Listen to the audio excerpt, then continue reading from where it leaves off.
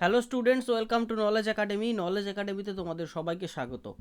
আমি সাগ্নিক সুন্দর, তোমাদের বন্ধু ও লাইফ কোচ। আজকে যেটা পড়াতে চলেছি খুবই গুরুত্বপূর্ণ। আমাদের ডাব্লিউবিসিএস এর রেসপেক্টে শুধু নয়, আমাদের দেশ সম্পর্কে জানতে গেলে, আমাদের জাতি সম্পর্কে জানতে গেলে, আমাদের আইন ব্যবস্থা সম্পর্কে জানতে গেলে এই ব্যক্তিটির কার্যক্রম, এই ব্যক্তিটির ভূমিকা জানা খুবই প্রয়োজনীয়। এই ব্যক্তিটির নাম কি? এই ব্যক্তিটির নাম হচ্ছে দ্য প্রেসিডেন্ট অফ ইন্ডিয়া বা ভারতের প্রেসিডেন্ট, ভারতের রাষ্ট্রপতি। এই প্রেসিডেন্ট অফ ইন্ডিয়া একাধারে head of the state, nominal head, executive head, day জিউরি head, আবার ভারতের ফার্স্ট সিটিজেন। তাহলে প্রশ্ন আসবে আমাদের মাথায় যে নমিনাল হেড কথাটির অর্থ কী? মূলত একটা দেশে বা আমাদের দেশে দু ধরনের প্রধান থাকে। একজনের নাম প্রধানমন্ত্রী, যিনি ডে ফ্যাক্টো রুলার বা যিনি Real head of the state বা যিনি প্রকৃত প্রধান আমাদের দেশের, যিনি সমস্ত কার্যক্রম করেন। কিন্তু নামকা ওয়াস্তে আর একজন প্রধান থাকেন যার নাম প্রেসিডেন্ট, যাকে বলা হচ্ছে নমিনাল হেড বা ডে জিউরি হেড বা নামমাত্রে প্রধান।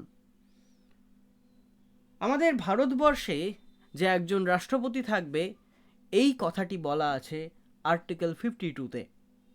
আর আর্টিকেল 53 এর সাবক্লজ 1-এ বলা আছে যে আমাদের ভারতের সমস্ত এক্সিকিউটিভ পাওয়ার পুরোটাই প্রেসিডেন্টের হাতের উপর আছে, অর্থাৎ প্রেসিডেন্টের উপর তার সমস্ত দায়িত্ব ন্যস্ত। এই জন্যই এক্সিকিউটিভ হেড অফ ইন্ডিয়া বলা হয় ভারতের প্রেসিডেন্টকেই। প্রেসিডেন্টের নির্বাচন খুবই গুরুত্বপূর্ণ একটি প্রক্রিয়া। এই নির্বাচনটা কিভাবে হয় কিংবা এই নির্বাচনের প্রক্রিয়ার নাম কি, সেটা এখন আমরা দেখব। আর্টিকেল 54-র আন্ডারে প্রেসিডেন্টের ইলেকশন সম্পর্কে বলা আছে। এই ইলেকশনটি মূলত ইনডিরেক্ট ইলেকশন। তাহলে তোমাদের মাথায় প্রশ্ন আসবে যে ইনডিরেক্ট ইলেকশন কথাটির অর্থ কী? ইলেকশনের দুটো ভাগ আছে, একটা ডিরেক্ট আর একটা ইনডিরেক্ট।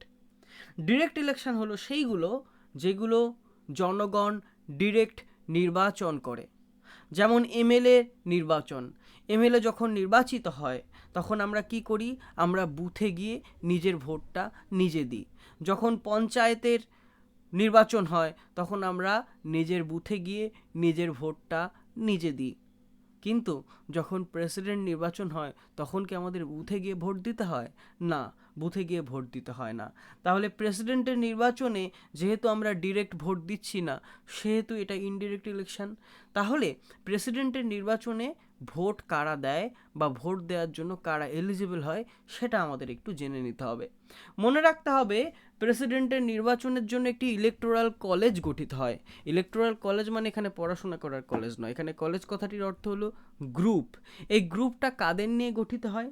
এই গ্রুপটা পার্লামেন্টের দুটো হাউস, রাজ্যসভা এবং লোকসভার ইলেক্টেড মেম্বার, স্টেটের লেজিসলেটিভ অ্যাসেম্বলির ইলেক্টেড মেম্বার, দিল্লি এবং পন্ডিচেরির লেজিসলেটিভ অ্যাসেম্বলির ইলেক্টেড মেম্বারদের নিয়ে গঠিত হয়। ইলেক্টেড মেম্বার কথাটা খুবই গুরুত্বপূর্ণ, কারণ আমাদের পার্লামেন্টে বলো বা স্টেটের লেজিসলেটিভ অ্যাসেম্বলিতে বলো, দুটো জায়গাতেই ইলেক্টেড মেম্বারও থাকে, অর্থাৎ যারা জনগণের দ্বারা নির্বাচিত হয়ে আসছে, আবার নমিনেটেড মেম্বারও থাকে, অর্থাৎ যাদেরকে কেউ মনোনয়ন করছে। যেমন পার্লামেন্টের ক্ষেত্রে প্রেসিডেন্ট নমিনেশন দেয়, ঠিক একইভাবে আমাদের স্টেটের লেজিসলেটিভ অ্যাসেম্বলির ক্ষেত্রে গভর্নর নমিনেট করে কোনো একজন প্রার্থীকে। তো যারা নমিনেটেড মেম্বার তারা কিন্তু এই প্রেসিডেন্টের নির্বাচনের প্রক্রিয়ায় বা ইলেকটোরাল কলেজের মধ্যে অংশগ্রহণ করতে পারবে না। খুব ইম্পর্ট্যান্ট, এটা পরীক্ষায় প্রশ্ন আসে যে প্রেসিডেন্টের নির্বাচন প্রক্রিয়ায় কারা অংশগ্রহণ করতে পারে না। উত্তর হবে নমিনেটেড মেম্বাররা বা যারা মনোনীত প্রার্থী, সেটা পার্লামেন্টের হতে পারে, সেটা স্টেটের লেজিসলেটিভ অ্যাসেম্বলির হতে পারে, তারা কিন্তু প্রেসিডেন্টের নির্বাচনে অংশগ্রহণ করতে পারবে না। কেবলমাত্র ইলেক্টেড মেম্বাররাই, অর্থাৎ যারা নির্বাচিত হয়ে এসে, তারাই কিন্তু অংশগ্রহণ করতে পারবে। আর্টিকেল 55-এর সাবক্লজ 3-তে বলা আছে যে প্রেসিডেন্টের যে ইলেকশন, এই ইলেকশনের যে মেথডটা তার নাম হচ্ছে proportional representation by means of single transferable vote. আমি তোমাদের এর কথাটা আগেই বলেছিলাম, কিন্তু আজকে আমরা জানবো যে আসলে ব্যাপারটা কি। অর্থাৎ কিছু ছোট্ট জিনিস জেনে রাখতে হবে, কারণ তোমাদের মনে অনুসন্ধিৎসা জাগতেই পারে যে এই proportional representation by means of single transferable vote এই প্রক্রিয়াটার মানে কি। দেখো, প্রথমে একটা কথা বলি যে এই প্রক্রিয়াটা যখন হয় তখন একটা সিক্রেট ব্যালটের মাধ্যমে ভোটিংটা অনুষ্ঠিত হয়। আমরা যেরকম ইভিএম মেশিনে ভোট দিই ওরকম ইভিএম নয়, ব্যালট বক্সে একটা গোপন ব্যালট থাকে, সেটার মাধ্যমে ভোটিংটা অনুষ্ঠিত হয়। প্রথম কথা যে ধরো প্রেসিডেন্টের নির্বাচনে যে অংশগ্রহণ করবে, অর্থাৎ যারা প্রেসিডেন্ট হবে, ধরো দুটো পার্টি থেকে বা তিনটে পার্টি থেকে তিনজন ব্যক্তি প্রেসিডেন্ট হবেন বা যে কোনো চারজন ব্যক্তি প্রেসিডেন্ট হবেন। তো প্রেসিডেন্টের ভোটে দাঁড়ানোর জন্য আগে তো নমিনেশন দিতে হবে। তো এই নমিনেশন দেওয়ার জন্য কিছু ক্রাইটেরিয়া লাগে। আমি যদি প্রেসিডেন্ট হিসাবে আমার নমিনেশনটা দিই পার্লামেন্টে, তাহলে 50 জন আমার প্রপোজার থাকতে হবে, 50 জন সেকেন্ডার থাকতে হবে। এটা নিয়ম যে কমপক্ষে যেন 50 জন প্রপোজার থাকে এবং 50 জন সেকেন্ডার থাকে সেই ব্যক্তিটির, তাহলে সেই ব্যক্তিটির নমিনেশনটা গ্রাহ্য হবে। যদি 50 জন প্রপোজার আর 50 জন সেকেন্ডার না থাকে তাহলে নমিনেশন গ্রাহ্য হবে না, তুমি প্রেসিডেন্টের নির্বাচনে দাঁড়াতে পারবে না। এই 50 জন প্রপোজার আর 50 জন সেকেন্ডার কারা হতে পারে বা কাদের মধ্যে থেকে হতে পারে? এই ইলেক্টেড মেম্বার যারা আছে, অর্থাৎ ইলেকটোরাল কলেজের মধ্যে যারা আছে, তাদের মধ্যে থেকে যে কোনো 50 জন প্রপোজার, যে কোনো 50 জন সেকেন্ডার হতেই পারে। এবার যেটা হয় সেটা হচ্ছে এমএলএ আর এমপিদের কিছু পয়েন্ট থাকে। এই proportional representation by means of single transferable ভোটে পয়েন্ট দেওয়া হয়। এবার পয়েন্টগুলো সবসময় সেম হয় না। যেমন উত্তরপ্রদেশের এমএলএর পয়েন্ট অনেক বেশি, কারণ সেখানে জনসংখ্যা বেশি। ঠিক একইভাবে ওয়েস্ট বেঙ্গলে এমএলএর পয়েন্ট কম, কিন্তু এমপির পয়েন্ট সব জায়গায় সেম থাকে, 700 সামথিং, অর্থাৎ 708 এরকম একটা পয়েন্ট থাকে প্রত্যেকটা এমপির। তো এইবার ভোট পাবে। প্রেসিডেন্টের ভোট কিভাবে হয়? ধরো 3 জন দাঁড়িয়ে আছে, রাম শ্যাম যদু, আমি ভোট দিচ্ছি, আমি একজন এমপি। তো আমি যখন ব্যালট বক্সটার মধ্যে ব্যালটে পূরণ করব, তখন আমি প্রথমে প্রেফারেন্সে রামকে রাখলাম বা শ্যামকে রাখলাম, সেকেন্ড প্রেফারেন্স যদুকে রাখতে পারি, থার্ড প্রেফারেন্স মধুকে রাখতে পারি। এমন নয় যে তোমার একজনের নামই দিতে হবে, তুমি প্রেফারেন্স অনুযায়ী 3 জনের নাম বা 2 জনের নাম পরপর দিতে পারো। আবার একজনের নামও দিতে পারো, একজনের নাম দিলে ওটাই ফার্স্ট প্রেফারেন্স হয়ে যাবে। ঠিক যেভাবে বিসিএস এর যখন ফর্ম ফিল আপ করে আমাদের পোস্টগুলো প্রেফারেন্স সিলেক্ট করতে হয়, ঠিক একইভাবেই সেম জিনিস। এবার যে ফার্স্ট প্রেফারেন্সে আছে, অর্থাৎ ধরো আমি রামকে ফার্স্ট প্রেফারেন্সে রেখে ভোট দিয়েছি, অন্য একজন রামকে আবার ফার্স্ট প্রেফারেন্সে রেখে ভোট দিয়েছে, তাহলে রামের ভোট হয়ে গেল এখন দুটো, পয়েন্ট অনুযায়ী কাউন্ট হবে। একজনের 108 পয়েন্ট আর একজনের ধরো 206 পয়েন্ট, তাহলে রামের ভোট হয়ে গেল এখন 108 + 206। এরকমভাবে যার পয়েন্ট সব থেকে বেশি হবে সেই আলটিমেটলি প্রেসিডেন্ট হবেন। বোঝা গেল? একটা কোটা থাকে, সেই কোটা পূরণ করতে হয়। যদি দেখা গেল যে দুজনেই কোটা পূরণ করতে পারলো না, অর্থাৎ কোটা একটা ভোটের পয়েন্ট আছে, পয়েন্টের কোটা আছে, সেই পয়েন্টের কোটার বাইরে কেউই যেতে পারলো না, তখন যে কম ভোট পাবে সে আলটিমেটলি এলিমিনেট হয়ে যাবে, যে বেশি ভোট পেয়েছে তাদের মধ্যে সেই প্রেসিডেন্ট হিসাবে নির্বাচিত হবেন। এই ছিল হচ্ছে প্রক্রিয়াটা। এটা কখনো আসবে না, শুধু নামটাই আসবে। নামটার নাম হচ্ছে proportional representation by means of single transferable vote. এইবার খুব গুরুত্বপূর্ণ যে প্রেসিডেন্টের ইলেকশনে কোনো ডিসপুট হলো, কোনো অনিয়ম দেখা গেল, তাহলে এই অনিয়মটার বিচার করবে কে? এই অনিয়মটার বিচার করবে কিন্তু সুপ্রিম কোর্ট, যেটা আর্টিকেল 71 আন্ডারে বলা আছে। এবার তোমাদের যেটা বাড়ি থেকে পড়ে নিতে হবে সেটা হচ্ছে ভারতে এখনও পর্যন্ত কারা প্রেসিডেন্ট হয়েছেন, তাদের টেনিউর কি, তাদের নাম কি, ইত্যাদি প্রভৃতি। কিন্তু তার আগে একটা গুরুত্বপূর্ণ তথ্য বলে দিই, যেটা পরীক্ষায় বারংবার আসে, যে পরপর দুবার প্রেসিডেন্ট অফ ইন্ডিয়া হিসাবে কে নির্বাচিত হয়েছিলেন? উত্তর হচ্ছে রাজেন্দ্র প্রসাদ। এবার আমরা জানবো যে তিনি কতদিন তার এই দায়িত্বটা সামলাতে পারেন। মূলত তিনি যখন প্রেসিডেন্ট হিসাবে শপথ গ্রহণ করেন তখন থেকে 5 বছর তিনি তার অফিস হোল্ড করতে পারেন। তার আগে যদি তিনি চান রিজাইন করতে, তাহলে রেজিগনেশন লেটারও তিনি দিতে পারেন। রেজিগনেশন লেটার তিনি কাকে দেবেন? না ভাইস প্রেসিডেন্ট বা উপরাষ্ট্রপতিকে দেবেন। তারপর ভাইস প্রেসিডেন্ট এটা আবার লোকসভার স্পিকারের কাছে পাঠিয়ে দেবে এবং আলটিমেটলি প্রেসিডেন্ট রিজাইন হয়ে যাবেন। Eligibility criteria and oath. আমি যদি প্রেসিডেন্ট হতে চাই তাহলে আমার কোন কোন ক্রাইটেরিয়া পূরণ করতে হবে? মূলত আর্টিকেল 58 আন্ডারে এই এলিজিবিলিটি ক্রাইটেরিয়ার কথা বলা আছে। আমাকে তো অবশ্যই ভারতের নাগরিক হতে হবে, আমার বয়স 35 বছর কিংবা তার বেশি হতে হবে, এবং লোকসভার মেম্বার হওয়ার জন্য যা যা কোয়ালিফিকেশান লাগে প্রত্যেকটা কোয়ালিফিকেশানই আমার কমপ্লিট করতে হবে।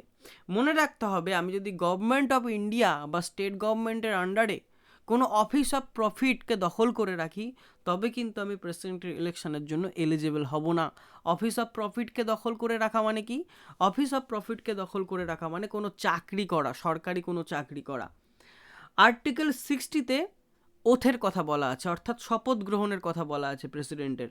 মনে রাখতে হবে যে প্রেসিডেন্ট যখন শপথ গ্রহণ করে, তখন প্রেসিডেন্টের এই শপথ গ্রহণ অনুষ্ঠানটি পরিচালনা করে কে? চিফ জাস্টিস অফ ইন্ডিয়া বা সুপ্রিম কোর্টের চিফ জাস্টিস যিনি থাকেন তিনি যদি উপস্থিত না থাকতে পারেন সেই দিন, তাহলে সুপ্রিম কোর্টের যে সিনিয়র মোস্ট জাজ থাকবে, অর্থাৎ সুপ্রিম কোর্টের বরিষ্ঠ যে বিচারপতি থাকবেন, তিনি এই প্রেসিডেন্টের শপথ গ্রহণের অনুষ্ঠানকে পরিচালনা করবেন। এরপরে আমরা জানব যে প্রেসিডেন্টের কি কি প্রিভিলেজ থাকে বা তিনি কি কি সুবিধা বা ইমিউনিটি লাভ করেন। মনে রাখতে হবে, তিনি তার কাজের জন্য কোথাও দায়বদ্ধ নন, তার কোথাও লিগ্যাল অ্যাবিলিটি নেই বা লায়াবিলিটি নেই, অফিসিয়াল অ্যাক্টের জন্য তিনি ইমিউনিটি লাভ করেন সেখান থেকে, এবং তার বিরুদ্ধে কোনো ক্রিমিনাল প্রসিডিং বা ক্রিমিনাল কেস তুমি চালাতে পারো না তিনি যখন অফিসে থাকবেন সেই সময়। হ্যাঁ, তিনি এখন প্রেসিডেন্ট নেই, আগে প্রেসিডেন্ট ছিলেন, প্রাক্তন রাষ্ট্রপতি, তাহলে তুমি তার বিরুদ্ধে ক্রিমিনাল প্রসিডিং চালাতে পারো। কিন্তু তিনি যখন অফিসটা হোল্ড করবেন, অর্থাৎ বর্তমান রাষ্ট্রপতি যখন, তখন কিন্তু আমি তার বিরুদ্ধে কখনোই ক্রিমিনাল কেস বা ক্রিমিনাল প্রসিডিং চালাতে পারি না। তবে হ্যাঁ, সিভিল প্রসিডিং বা জমি জমা সংক্রান্ত মামলা, বাড়িঘর সংক্রান্ত মামলা, সাকসেশন ম্যারেজ সংক্রান্ত মামলা, এগুলো আমি চালাতেই পারি। কিন্তু তার আগে প্রেসিডেন্টকে 2 মাসের নোটিশ দিয়ে জানাতে হবে। অর্থাৎ তার বিরুদ্ধে যখন আমি সিভিল প্রসিডিং শুরু করব, অর্থাৎ কোর্ট যখন সিভিল প্রসিডিং শুরু করবে, তার 2 মাস আগে তাকে নোটিশ দিয়ে জানাতে হবে। এবার যেটা পড়াবো, খুব ইম্পর্টেন্ট, পরীক্ষায় আসে, বিশেষ করে এর আর্টিকেলটা আসে, সেটা হচ্ছে প্রেসিডেন্টের ইমপিচমেন্ট বা প্রেসিডেন্টের অপসারণ প্রক্রিয়া। মনে রাখতে হবে যে প্রেসিডেন্ট যদি তার কোনো কাজের মাধ্যমে কনস্টিটিউশনকে ভায়োলেট করে, তাহলে প্রেসিডেন্টকে অপসারণ করিয়ে দেওয়া যায়, এবং এই অপসারণটা একটা quasi judicial process. Quasi judicial মানে কি? বিচার হচ্ছে, কিন্তু সেই বিচারটা কোর্টে হচ্ছে না। সেই বিচারটা যখন কোর্টে হয় তখন সেটাকে বলা হয় জুডিশিয়াল, আর যখন সেটা কোর্টে না হয়ে অন্য কোথাও হয়, যেমন এই প্রেসিডেন্টের ইমপিচমেন্টের জন্য বিচারটা পার্লামেন্টে হয়, তো এইটা হচ্ছে কোয়াসি জুডিশিয়াল প্রসেস। এই ইমপিচমেন্টের প্রক্রিয়াটার আর্টিকেলটা খুব ইম্পর্ট্যান্ট। আর্টিকেল 61-এ বলা আছে, প্রথমে ইমপিচমেন্টের জন্য একটা নোটিশ আনতে হয়। সেই নোটিশটা ইনিশিয়েট করা যায় বা নোটিশটা আনা যায় পার্লামেন্টের যে কোনো হাউসে। হয় তুমি রাজ্যসভায় আনতে পারো, নয় তুমি লোকসভায় আনতে পারো। এটা কিন্তু পরীক্ষায় প্রশ্ন আসে যে প্রেসিডেন্টের ইমপিচমেন্টটা ইনিশিয়েট করা যায় কোন হাউসে। এবার যে চার্জ আনা হয়েছে প্রেসিডেন্টের বিরুদ্ধে, সেই চার্জগুলো সাইন করতে হয় ওই যে হাউসে আনা হয়েছে সেই হাউসের 1/4 মেম্বারকে। ধরো রাজ্যসভায় আনা হয়েছে, রাজ্যসভার যে মেম্বার আছে তার 1/4 মেম্বার সাইন করবে এই বলে যে প্রেসিডেন্টের বিরুদ্ধে যে চার্জগুলো আনা হয়েছে সেইগুলোকে আমি সমর্থন করছি। প্রেসিডেন্টকে এই ইমপিচমেন্টের নোটিশ আনার আগে 14 দিনের একটা নোটিশ দেওয়া হয়, প্রায়র নোটিশ, 14 দিন আগে নোটিশ দেওয়া হয়। এবার কি হলো, রাজ্যসভায় আনা হলো, সাইনও করা হলো, 1/4 মেম্বার সাইন করলো। এবার রাজ্যসভায় ভোটিং হবে। ভোটিং হওয়ার ফলে যদি রাজ্যসভার বা সেই হাউসে, যে হাউসে আনা হয়েছে সেই হাউসের 2/3 মেম্বার বা 2/3 পরিমাণ সদস্য যদি এই চার্জগুলোকে সমর্থন করেন, তাহলে 2/3 মেজরিটির মাধ্যমে ওই হাউসে এটা পাস হয়ে যাবে। ওই হাউসে যখন পাস হয়ে গেল, তখন ওটা আবার আদার হাউসে যাবে। আমি ধরো রাজ্যসভায় এনেছিলাম ইমপিচমেন্টটা, এবার ওটা লোকসভায় যাবে, গিয়ে লোকসভায় আবার 2/3 মেজরিটি যদি ওই চার্জগুলোকে সমর্থন করে, তাহলে প্রেসিডেন্ট কিন্তু আলটিমেটলি অপসারিত হয়ে যাবেন বা ইমপিচমেন্ট প্রক্রিয়াটা সফল হবে। যদি লোকসভায় গিয়ে বা অন্য হাউসে গিয়ে, ধরো লোকসভায় আনা হলো, রাজ্যসভায় গিয়ে আটকে গেল, বা রাজ্যসভায় ইনিশিয়েট করা হলো, লোকসভায় গিয়ে আটকে গেল, মেজরিটিতে পাস করতে পারলো না, লোকসভার 2/3 মেম্বার সমর্থন করলো না প্রেসিডেন্টের বিরুদ্ধে চার্জগুলোকে, তখন কিন্তু কি হবে, প্রেসিডেন্ট অপসারিত হবেন না, তিনি তার পোস্টকে হোল্ড করবেন। কিন্তু এখানে যেটা গুরুত্বপূর্ণ সেটা হচ্ছে পার্লামেন্টের যারা নমিনেটেড মেম্বার থাকে তারা প্রেসিডেন্টের ইলেকশনে অংশগ্রহণ করতে পারে না, ঠিক কথা। তার ইলেকট্রাল কলেজের মধ্যে তাদের নিজের নাম অন্তর্ভুক্তি করতে পারে না, ঠিক কথা। কিন্তু তারা এই ইমপিচমেন্ট প্রক্রিয়ায় অংশগ্রহণ করতেই পারে। Elected members of state legislative assembly Delhi আর পুদুচেরির কিন্তু পার্টিসিপেট করতে পারে না। অর্থাৎ তুমি স্টেটের যে লেজিসলেটিভ অ্যাসেম্বলির ইলেক্টেড মেম্বার থাকতো তারা কি করতে পারতো, তারা কিন্তু ইলেকটোরাল কলেজে অংশগ্রহণ করতে পারতো, কিন্তু এই ইমপিচমেন্টের ক্ষেত্রে স্টেট লেজিসলেটিভ অ্যাসেম্বলি দিল্লি আর পুদুচেরির ইলেক্টেড মেম্বাররা অংশগ্রহণ করতে পারে না। এবার আমরা দেখব প্রেসিডেন্টের পাওয়ার বা প্রেসিডেন্টের ক্ষমতা সম্পর্কে। আজকে মূলত দুটো পাওয়ার দেখে আমরা ক্লাসটি শেষ করব। এর পরবর্তী ক্লাসে প্রেসিডেন্টের অন্যান্য যে সমস্ত পাওয়ার আছে সেগুলি আমরা দেখব। আজকে জানবো প্রেসিডেন্টের এক্সিকিউটিভ পাওয়ার এবং লেজিসলেটিভ পাওয়ার সম্পর্কে। প্রথমে মনে রাখতে হবে যে ভারতের যে সমস্ত এক্সিকিউটিভ ডিসিশন নেওয়া হয় তার পুরোটাই কিন্তু প্রেসিডেন্টের নামে নেওয়া হয়। ক্লিয়ার হয়েছে? অর্থাৎ ভারত কোনো দেশের সাথে চুক্তি স্বাক্ষরিত করছে ইত্যাদি প্রভৃতি প্রত্যেকটাই প্রেসিডেন্টের নামে, অর্থাৎ প্রেসিডেন্টের সই থাকবেই সেখানে। যখন যুদ্ধ হবে, যুদ্ধ শুরু হওয়ার আগে প্রেসিডেন্টের সই লাগবে, যুদ্ধ শেষ হওয়ার পর প্রেসিডেন্টের সই লাগবে। প্রেসিডেন্ট এক্সিকিউটিভ অফিসারদের নিয়োগ করতে পারেন, যেমন প্রাইম মিনিস্টার এবং আদার মিনিস্টারকে তিনি নিয়োগ করতে পারেন। মনে রাখতে হবে তিনি অন্যান্য মন্ত্রীদের যখন নিয়োগ করবেন তখন প্রধানমন্ত্রী বা প্রাইম মিনিস্টার অ্যাডভাইসেই তিনি নিয়োগ করতে পারবেন তাদের। চিফ জাস্টিস অফ ইন্ডিয়া এবং আদার জাজ সুপ্রিম কোর্ট আর হাইকোর্টের তাদের নিয়োগ করতে পারেন। অ্যাটর্নি জেনারেল এবং কন্ট্রোলার অ্যান্ড অডিটর জেনারেলকেও তিনি নিয়োগ করতে পারেন। ইউপিএসসির চেয়ারম্যান এবং তার মেম্বারদের তিনি নিয়োগ করতে পারেন। গভর্নর বা রাজ্যপালকে তিনি নিয়োগ করতে পারেন। ইলেকশন কমিশনার্স এবং ইলেকশন কমিশনের যারা মেম্বার তাদেরকেও তিনি নিয়োগ করেন। তিনি যে কোনো এরিয়াকে শিডিউলড এরিয়া হিসাবে বা সংরক্ষিত এরিয়া হিসাবে ঘোষণা করতেই পারেন। তিনি প্রাইম মিনিস্টারের কাছে অ্যাডমিনিস্ট্রেশন সম্পর্কিত যে কোনো তথ্য চাইতেই পারেন বা তার দাবি করতেই পারেন।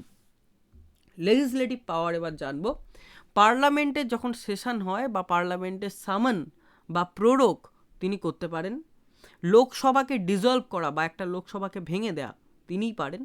এবার যেটা পড়াবো খুব ইম্পর্টেন্ট, পরীক্ষায় প্রশ্ন আসে যে জয়েন্ট সিটিং, যখন কোনো বিল নিয়ে লোকসভা আর রাজ্যসভার মধ্যে বিবাদ হয় তখন সেই বিবাদটা মেটানোর জন্য প্রেসিডেন্ট জয়েন্ট সিটিংকে সামন করেন, কিন্তু জয়েন্ট সিটিং পরিচালনা করেন লোকসভার স্পিকার।